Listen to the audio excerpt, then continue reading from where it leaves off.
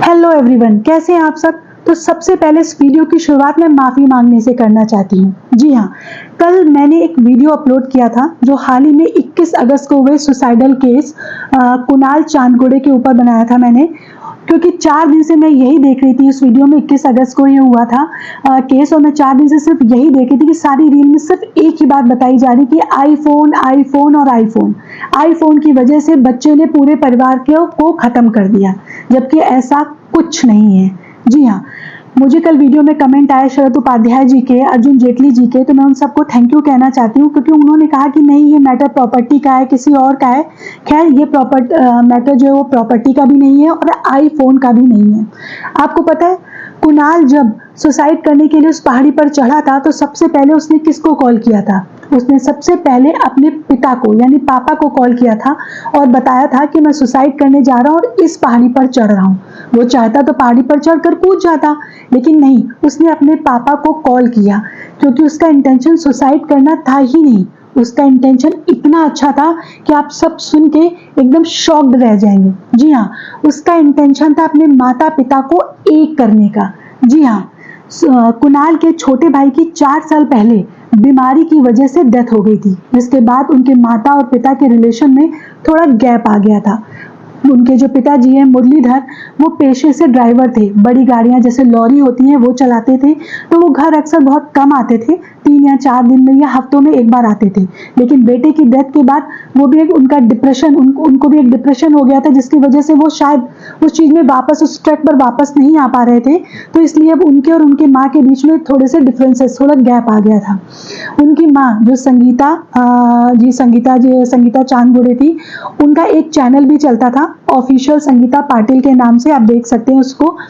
तो अपने बेटे की डेथ के बाद वो ज़्यादातर अपने चैनल में बिजी रहती थी, कभी अपने बेटे के साथ बनाती थी, कभी डेली रूटीन के व्लॉग्स बनाती थी, घर में काम करते हुए या बेटे के साथ या शॉपिंग करते हुए, मतलब सब कुछ ठीक था। लेकिन फिर भी माता पिता के बीच में एक गैप था, जिससे एक दूसरे से कम बात करते थे। और हाल ही में 3 महीने से उन लोगों ने बिल्कुल एक साथ रहना बंद कर दिया था, दोनों अलग अलग रहते थे।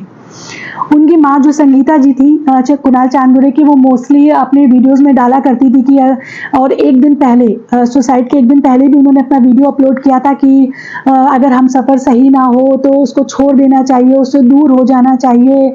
अगर रोटी दोनों तरफ से ठीक ना सिकी हो तो रोटी कच्ची रह जाती है। मतलब उनका इंटेंशन ये था कि अगर हम सफ़र साथ ना दें तो उससे अलग हो जाना चाहिए।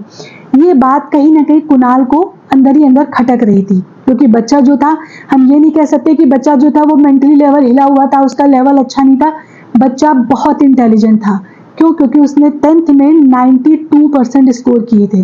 तो ये बात होता है कि बच्चा बहुत इंटेलिजेंट था, और शायद वो यही बताना चाहता था ऊपर चढ़ के कि मम्मी पापा आप दोनों एक साथ हो जाइए, मैं आपसे बहुत प्यार करता हूँ।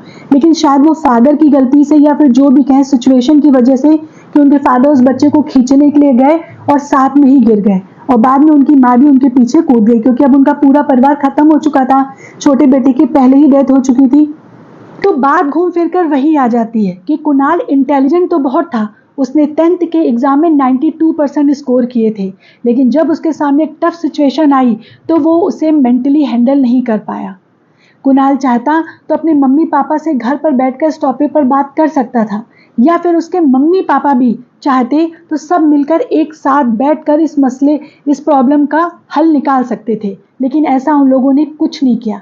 मैं किसी को भी दोष नहीं दे रही हूँ, ना ही कुणाल को, ना ही उनके मम्मी पापा को। मैं बस इतना चाहती हूँ कि कोई दूसरा कुणाल चांदगुड़े उस पहाड़ी पर जाकर ना खड़ा हो। और इसके लिए हमें सिर्फ इतना करना है कि अपने बच्चों को लाइफ को प्रैक्टिकली कैसे जीना है ये बताना होगा। लाइफ में बहुत सारे लोग आएंगे, बहुत सारे लोग जाएंगे, बहुत सारे अप डाउन्स होंगे, लेकिन उन्हें अपनी लाइफ को, अपनी उस प्रॉब्लम्स को कैसे हैंडल करना है, उन्हें ये प्रैक्टिकली सिखाना होगा। और उसके लिए हमें सिर्फ एक काम करना होगा।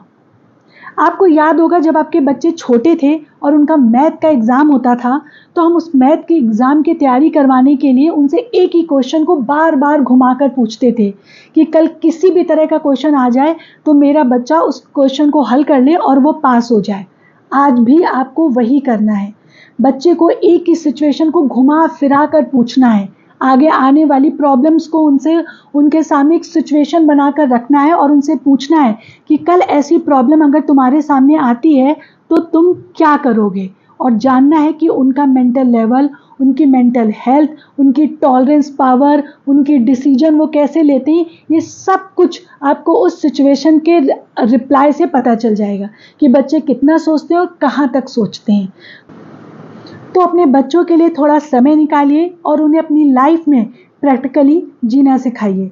अगर इस टॉपिक पर आपके पास किसी तरह के कोई सुझाव या राय हैं तो हमें कमेंट्स करके ज़रूर बताइए। आपके कमेंट्स का हमें बेसब्री से इंतज़ार रहेगा। तो मिलते हैं नेक्स्ट वीडियो में, तब तक के लिए टेक केयर, बाय बाय।